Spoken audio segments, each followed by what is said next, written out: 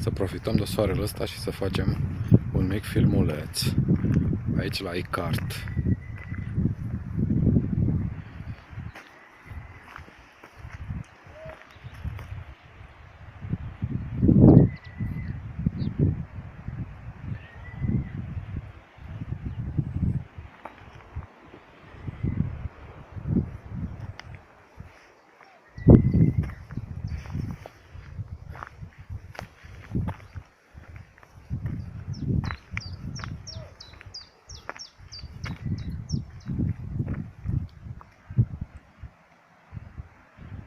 Așa este în carantina aici. Un soare foarte frumos și cald. Și s-a retras apa și se văd golfulețele alea pline de nisip.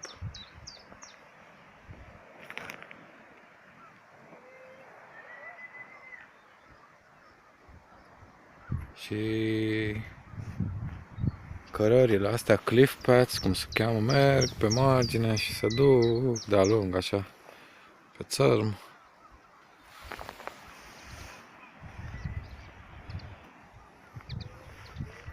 Să mergem și noi puțin pe cărăruia asta, care merge spre Saints Bay.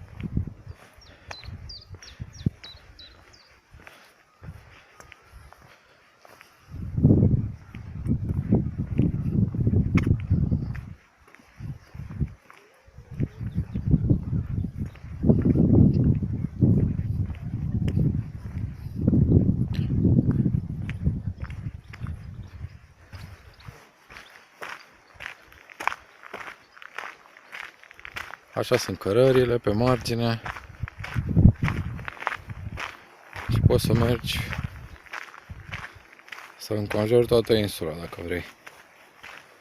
Ia uitați unde sunt. Cărările merg pe țărmul ăsta până... Aici sunt în sud, deci merge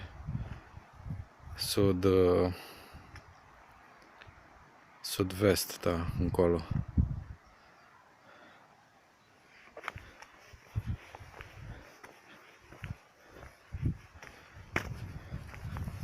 Marea.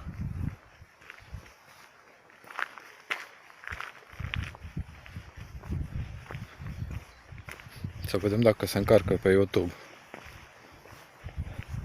filmulețele ca să vedeți și voi. În poze e una, dar când te uiți așa și privești, e cu totul altceva. Vedeți valurile? Acolo poți să cobori pe plaja aia mică, te duci și sunt niște mici cărărui așa care coboară acolo, după aia trebuie să escaladezi, dar e destul de greu. Uitați o altă plajă încolo. E fantastic. Și culoarea apei. Acum e așa un fel de verde albastru, nu știu, un verde, da.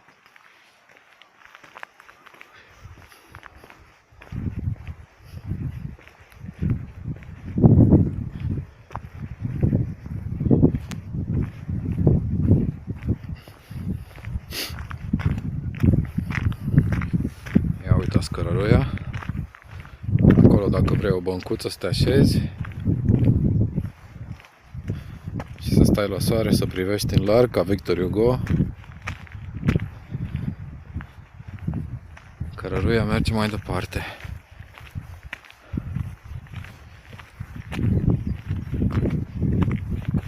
Au apărut și floricelele. Ups! Ia uitați floricele. Și mergem mai departe.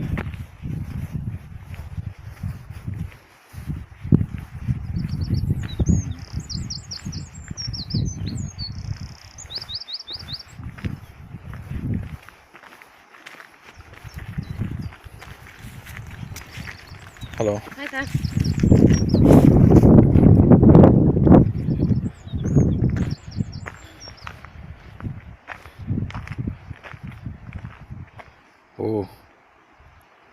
Se vede frumos jos, nu? Aici îmi place să mă uit în jos. Și uitați-vă la pescărușii aia, cum zboară ei acolo deasupra.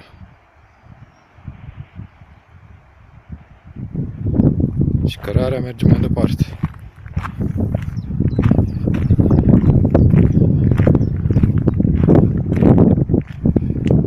Ia uitați cum merge cărarea. Aici au mai turnat și ceva beton ca să poată să circule oamenii cum trebuie.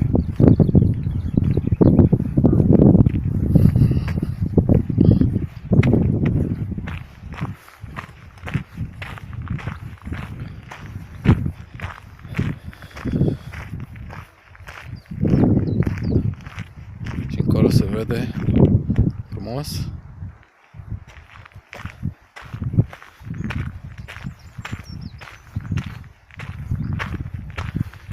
Acum, dacă toți sunt în carantină, să fac niște filmulețe, să le pun pe YouTube, că să se poată vedea. Le încarc pe YouTube. Uitați cum merge cărăruia. Și mai coborâm ca să vă mai arăt și insulele alea. Ia uitați-le cum se vede în jos.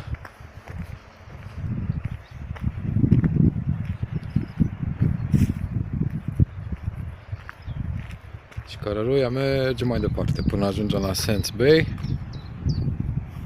Mulan Bay și Cherbourg, toată partea de sud aici, din Saint Martin.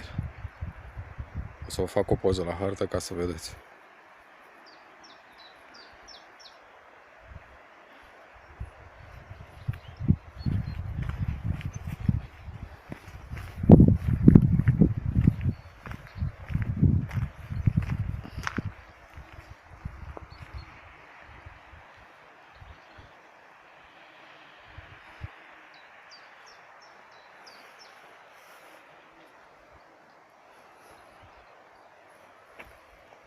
Cărăruia se duce încolo și noi ne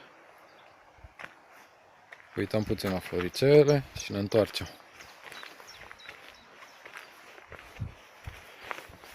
Eu am umblat ieri destul și mă dor picioarele.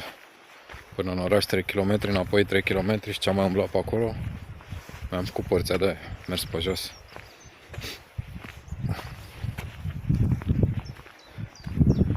Da, era prea frumos afară să nu ieși, ca să faci o scurtă plimbare.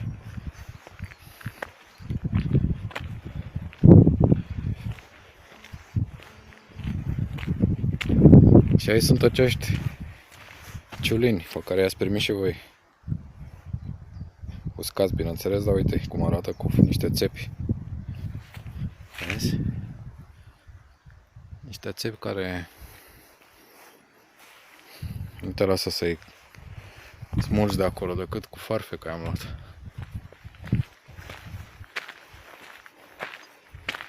Sau numai cu farfeca.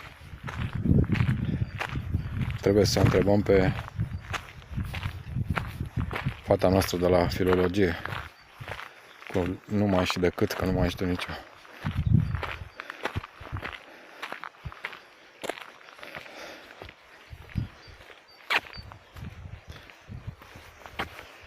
Așa e foarte curat. Miroase a iarbă, a pământ. Acum nu vine miros de la mare, dar câteodată vine, urcă mirosul de parfumul de la mare, cu alge, cu... E foarte mișto, da? Și asta e toată valea, așa se duce în jos. Și cred că asta o să fie verde mai încolo, când se face vară sau...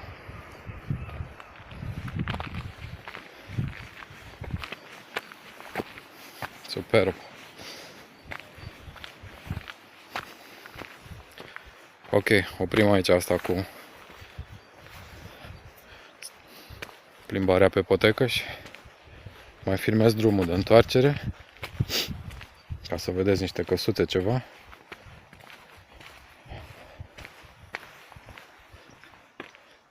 Că aici am tot făcut poze.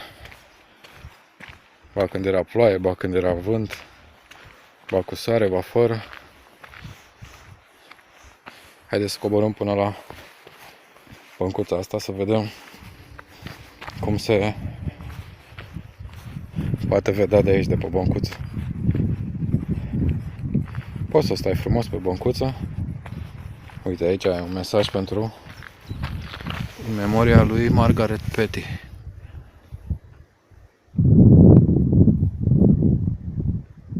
Aici stătea ea și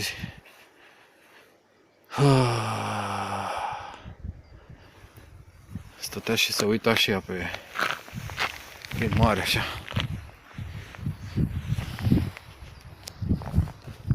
Până în 2007 a stat. După aia gata.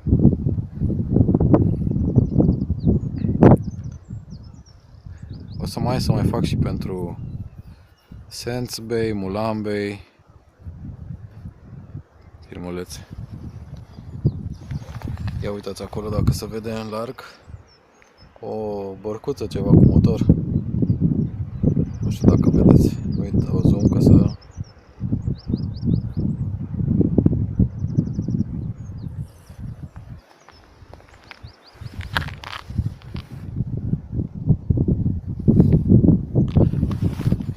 Ok, guys, ne revedem pe drumul de întoarcere.